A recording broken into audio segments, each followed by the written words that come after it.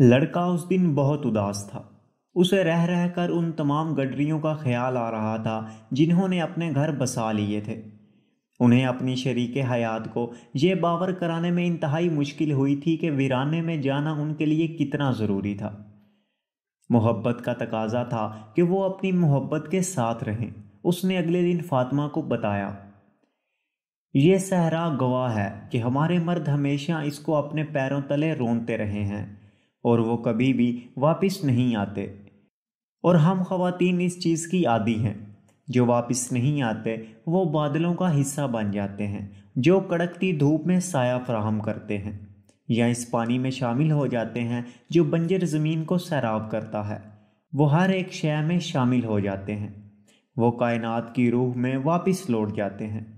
کچھ لوگ واپس لوٹ آتے ہیں اور باقی خواتین کو پھر بھی آس رہتی ہے کہ ایک دن ان کے مرد بھی ضرور واپس آئیں گے۔ مجھے ان خواتین کی آس ہمیشہ اچھی لگتی تھی، اور اب میں بھی ان کا حصہ بننا چاہتی ہوں جو اپنے مردوں کے انتظار میں لمحے گنتی ہیں۔ میں اس صحرا کی بیٹی ہوں اور مجھے اس بات پر فخر ہے۔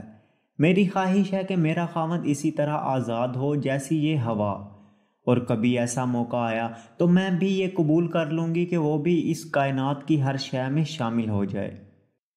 لڑکا انگریز کی تلاش میں تھا۔ وہ اسے فاطمہ کے بارے میں بتانا چاہتا تھا۔ اس نے حیرت سے دیکھا کہ انگریز نے اپنے خیمے کے باہر ایک بھٹی بنائی تھی۔ اس بھٹی کے اوپر ایک شیشے کی سراہی رکھی تھی اور نیچے لکڑیوں کی آگ جل رہی تھی۔ صحرا کی طرف دیکھتے ہوئے انگریز کی آنکھوں میں وہ چمک تھی جو کتابیں پڑھتے وقت منقود تھی۔ یہ کام کا پہلا مرحلہ ہے، وہ بولا۔ مجھے گندھک علیحدہ کرنا ہے۔ اس کام کو کامیابی سے سر انجام دینے کے لیے ضروری ہے کہ میرے دل میں ناکامی کا شائبہ نہ ہو۔ یہ ناکامی کا خوف ہی تھا جس نے مجھے اس کام سے باز رکھا۔ میں نے آج اس کام کی ابتدا کی ہے جو میں آج سے 10 سال قبل کر سکتا تھا، لیکن مجھے خوشی اس بات کی ہے کہ میرے 20 سال نہیں گزرے۔ وہ مسلسل آگ روشن رکھے ہوئے تھا۔ لڑکا خاموشی سے اسے دیکھتا رہا۔ جب ڈوبتے سورج کی سرخی سے صحرا کی ریت نے بھی لالی چرا لی تو اس نے سوچا کہ وہ صحرا میں نکل جائے، یہ آزمانے کے لیے کہ کیا صحرا کی خاموشی میں اس کے تمام سوالات کے جواب پوشیدہ ہیں یا نہیں۔ وہ کچھ دیر تک صحرا میں آوارہ گردی کرتا رہا، لیکن نگاہیں نخلستان پر رکھیں۔ وہ ہوا کی سرسراہٹ سن سکتا تھا اور اپنے قدموں کے نیچے آنے والے پتھروں کی بھی۔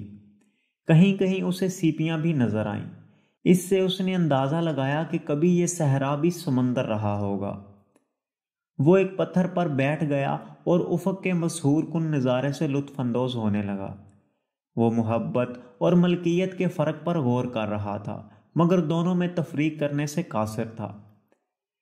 فاطمہ دختر صحرا تھی اور اس کو سمجھنے کے لیے صحرا کو سمجھنا ضروری تھا۔ جب وہ اپنے خیالات میں مستغرق تھا تو اسے اپنے سر کے اوپر حرکت محسوس ہوئی۔ اس کے اوپر صحرائی بازوں کا ایک جوڑا محو پرواز تھا۔ وہ ہوا کے دوش پر تیرتے بازوں کو دیکھتا رہا۔ اگرچہ ان کی پرواز میں کوئی ربط نہیں تھا، لیکن وہ اس سے کچھ محسوس کر سکتا تھا، مگر اسے الفاظ کا روپ دینے سے قاصر تھا۔ وہ ان کی پرواز کا بغور مطالعہ کرنے لگا تاکہ اس سے کوئی معنی اخذ کر سکے۔ شاید یہ باز اس پر محبت بغیر ملکیت کو واضح کر رہے تھے۔ اس نے محسوس کیا کہ اسے نیند آ رہی ہے۔ اس نے بیدار رہنے کی بھرپور کوشش کی، لیکن وہ بیک وقت سونا بھی چاہتا تھا۔ میں عالمگیر زبان سیکھ رہا ہوں، اس نے سوچا۔ دنیا کی ہر شے اب میرے لیے ایک مفہوم رکھتی ہے، یہاں تک کہ بازوں کی پرواز بھی۔ اس نے اپنے آپ سے کہا۔ اس نے سوچا کہ یہ محبت کا کرشمہ ہی ہے کہ ہر چیز اب اس کے لیے معنی رکھتی ہے۔ اچانک ایک باز نے غوطہ لگایا اور دوسرے پر جھپٹا۔ اس کے ساتھ ہی ایک تصویر لڑکے کے ذہن کے پردے اسکرین پر چمکی۔ ایک فوج بے نیام تلواروں کے ساتھ نخلستان پر حملہ آور ہو رہی تھی۔ یہ تصویر پلک جھپکتے ہی غائب ہو گئی، لیکن اپنا اثر چھوڑ گئی تھی۔ لڑکا کانپ رہا تھا۔ اس نے لوگوں سے سنا تھا کہ انسان کو صحرا میں سراب نظر آتے ہیں۔ اسے خود بھی اس کا تجربہ ہو رہا تھا۔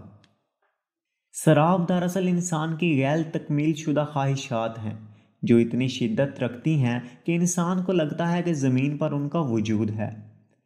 اس نے ایک بار پھر صحرا کی سنہری ریت پر توجہ دینے کی کوشش کی، لیکن اس کے دل میں کچھ ایسی بے چینی تھی جو اس کی توجہ کو مرکوز ہونے سے روک رہی تھی۔ اس نے کوشش کی کہ اس تصویر کو بھلا دے اور دوبارہ اپنے ذہن کو مرکوز کر سکے۔ ہمیشہ نشانیوں کی رہنمائی میں اپنا راستہ تلاش کرو، بوڑھے بادشاہ کے الفاظ اس کے کانوں میں گونجے۔ لڑکے نے تصویر میں نظر آنے والے واقعے کو دوبارہ یاد کیا اور محسوس کیا کہ یہ واقعہ حقیقت میں ظہور پذیر ہونے والا ہے۔ وہ اٹھا اور کھجور کے درختوں کی طرف چل پڑا۔ ایک بار پھر اس نے محسوس کیا کہ ہر ایک چیز کی کئی زبانیں ہیں۔ اس دفعہ صحرا تو محفوظ تھا لیکن نخلستان خطرے میں تھا۔ خودیبان کھجور کے درخت کے پاس بیٹھا غروب آفتاب کا نظارہ کر رہا تھا۔ اس نے لڑکے کو ٹیلے کی دوسری جانب سے آتے ہوئے دیکھا۔ نخلستان پر ایک فوج حملہ آور ہونے والی ہے۔ وہ خودیبان کو مخاطب کر کے بولا، میں نے اس کی جھلک دیکھی ہے۔ صحرا کی یہی خوبی ہے کہ وہ انسان کے ذہن میں بہت ساری تصویریں بناتا ہے، خودیبان نے جواب دیا۔ لڑکے نے اسے صحرائی بازوں کے بارے میں بتایا کہ کس طرح وہ ان کی پرواز کا مشاہدہ کر رہا تھا کہ اچانک اس کی رسائی ایک لمحے کے لیے کائنات کی روح تک ہو گئی، جہاں اس نے وہ منظر دیکھا جو مستقبل میں ہونے والا تھا۔ خودیبان فوراً لڑکے کی بات سمجھ گیا۔ اسے معلوم تھا کہ دنیا میں موجود ہر شے خدا کے حکم پر اس بات پر قادر تھی کہ مستقبل کو لوگوں پر ظاہر کر دے۔ کوئی اس کا تجربہ کسی کتاب کو پڑھ کر سکتا ہے اور کوئی پتوں کو پلٹ کر یا پھر ہاتھوں کی زبان پڑھ کر یا پھر صرف پرندوں کی پرواز کا مشاہدہ کر کے۔ مشاہدے کا ذریعہ کوئی بھی ہو، اگر خدا کا حکم ہو تو انسان مستقبل کی جھلک دیکھ سکتا تھا۔ قبائلی لوگ مستقبل کا حال بتانے والوں سے مشورہ کرنے سے گریز کرتے ہیں۔ ان کا خیال ہے کہ اگر انہیں اس بات کا علم ہو جائے کہ اس لڑائی میں ان کا انجام موت ہے تو پھر وہ لڑائی میں اپنا کردار ادا نہیں کر سکتے۔ وہ اس بات کو ترجیح دیتے ہیں کہ لڑائی میں اپنی بہادری کے جوہر دکھائیں، بغیر یہ جانے کہ لڑائی کا نتیجہ کیا ہوگا۔ مستقبل کا حال تو صرف اللہ ہی کو معلوم ہے اور لوح محفوظ پر لکھا ہے، اور اس نے جو بھی لکھا ہے انسان کی فلاح اسی میں ہے، کیونکہ اللہ عادل ہے اور رحیم ہے۔ وہ انسان پر اپنی رحمت کا سایہ کیے ہوئے ہے۔ وہ انسان کی قسمت میں کچھ ایسا نہیں لکھ سکتا جو اس کے لیے نقصان دہ ہے۔ یہ تو انسان کے اپنے اعمال ہیں جن کی وجہ سے وہ اپنے آپ کو مصیبت سے دوچار کر لیتا ہے۔ اس لیے صحرائی لوگ صرف حال میں زندہ رہتے ہیں۔ حال اچانک ظاہر ہونے والے واقعات سے بھرا ہوا ہے اور انہیں بہت سارے خطرات کے لیے ہمہ وقت تیار رہنا ہوتا ہے۔ دشمن کی تلوار کہاں تھی، اس نے گھوڑا کہاں باندھا تھا، اسے دشمن پر کیسی ضرب لگانی چاہیے کہ وہ خود زندہ رہ سکے۔ خودیبان چونکہ جنگجو نہیں تھا، اس لیے اس نے مستقبل کا حال بتانے والوں سے کئی مرتبہ مشورہ کیا تھا۔ ان میں سے کچھ تو سچ بتاتے تھے جبکہ اکثر غلط تھے۔ ایک دفعہ جب اس نے ایک طویل عمر جوتشی سے مشورہ کیا تو اس نے سوال کیا کہ وہ مستقبل کا حال جاننے میں اتنی دلچسپی کیوں رکھتا تھا۔ میں مستقبل کے بارے میں اس لیے جاننا چاہتا ہوں کیونکہ میں مرد ہوں، خودیبان نے جواب دیا، اور مرد اپنی زندگیوں کی منصوبہ بندی اپنے مستقبل کو پیش نظر رکھ کر کرتے ہیں، اور اس لیے بھی کہ میں جن چیزوں کا ہونا اپنے لیے صحیح نہیں سمجھتا ان کو بدل سکوں، تب وہ تمہارے مستقبل کا حصہ نہیں ہوں گی۔ جوتشی بولا، اگر تمہارے ساتھ کوئی حادثہ ہونے والا ہے اور تمہیں اس کی پیشگی خبر ہے تو وہ اپنے وقوع پذیر ہونے سے پہلے ہی تمہیں ایذا پہنچائے گا۔ جوتشی اس بات میں مہارت رکھتا تھا کہ ریت پر چھڑیاں پھینکتا اور ان کے گرنے کے انداز سے واقعات کے ظہور پذیر ہونے کی پیشن گوئی کرتا تھا۔ اس دن اس نے کوئی پیشن گوئی نہ کی۔ اس نے اپنی چھڑیوں کو کپڑے میں لپیٹا اور واپس اپنے تھیلے میں رکھ لیا۔ میری گزر اوقات لوگوں کے حالات کی پیشن گوئی کرنے پر ہے، جوتشی بولا۔ میں چھڑیوں کے استعمال میں مہارت رکھتا ہوں۔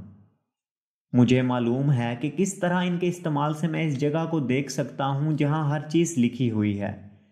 میں یہ تو دیکھ سکتا ہوں کہ ماضی میں کیا ہوا ہے، لیکن میں مستقبل کے بارے میں صرف قیافہ شناسی کرتا ہوں۔ مستقبل کا حال تو صرف خدا کو معلوم ہے۔ اور یہ صرف اللہ ہی ہے کہ اگر چاہے تو اس کا محدود علم کسی انسان کو دے دے۔ میں مستقبل کے بارے میں قیافہ شناسی کرتے ہوئے نشانیوں کا سہارا لیتا ہوں جو حال میں موجود ہیں۔ راز صرف حال میں ہے، اگر تم حال پر توجہ دو تو تم اس کو بدل سکتے ہو، اس لیے جو اس کے بعد آئے گا وہ بہتر ہی ہوگا۔ اس لیے مستقبل کی فکر بھول جاؤ اور حال میں اس اعتماد کے ساتھ زندہ رہو کہ اللہ کو اپنے بندوں سے بہت پیار ہے۔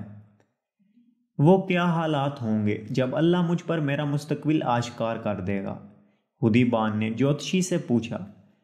جب وہ چاہے، اللہ صرف کبھی کبھار ایسا کرتا ہے، اور جب بھی وہ کسی انسان کو غیب کا علم دیتا ہے تو اس کی ایک ہی وجہ ہوتی ہے، وہ یہ کہ مستقبل کے بارے میں جو لکھا تھا اس مقصد سے لکھا تھا کہ تبدیل ہوگا۔